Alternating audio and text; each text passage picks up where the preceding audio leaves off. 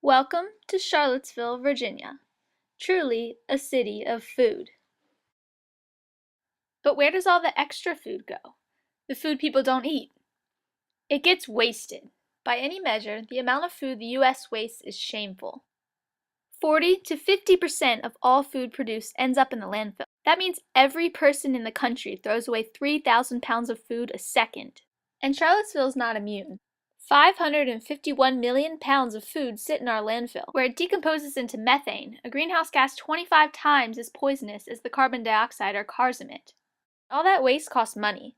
The Rivanna Solid Waste Authority could save over $43,000 a year by rerouting our food waste.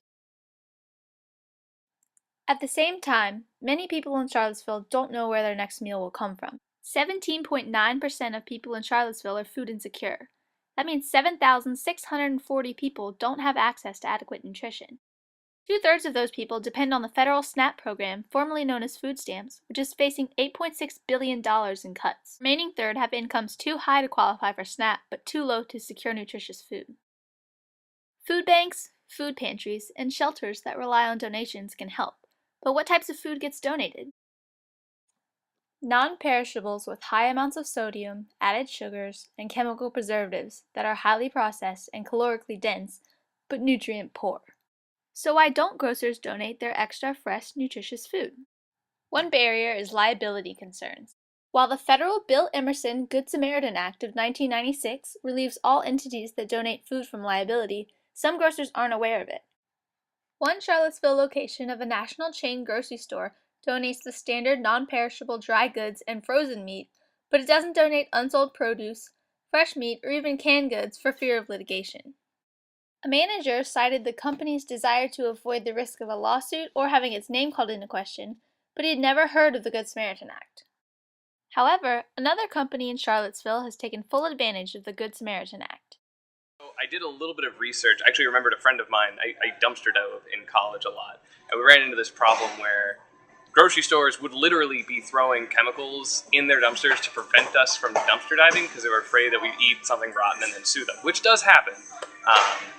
But one of my friends was saying that's not really an issue legally anymore because there was some amendments to the Good Samaritan Act a couple of years back that basically said if you're a grocery store and you've got some food that you know you can't give out or put on your shelf, you can legally donate it and not be afraid of being sued for anything that might happen, as long as you do inspect it. So I went over to the Haven, which is a homeless shelter downtown, and I talked with the kitchen manager there, and we identified a couple things that we were throwing away a lot of. So we started doing 2 to 3 drop-offs there a week, and after about a month, I got an email from her. I didn't know how much of an effect we were having, but she said we cut their operating costs by 90% and doubled the size of the meals they were giving out. So, and this was also like removing waste from our dumpster, which was saving us. How can we replicate Relay's success? Charlottesville has already established the importance of securing a healthy environment and adequate nutrition for its people in its comprehensive plan. City Council could pass a resolution in support of grocery gleaning that would inform all grocers of their exemption from liability under the Good Samaritan Act and make clear the benefits of gleaning to all parties involved.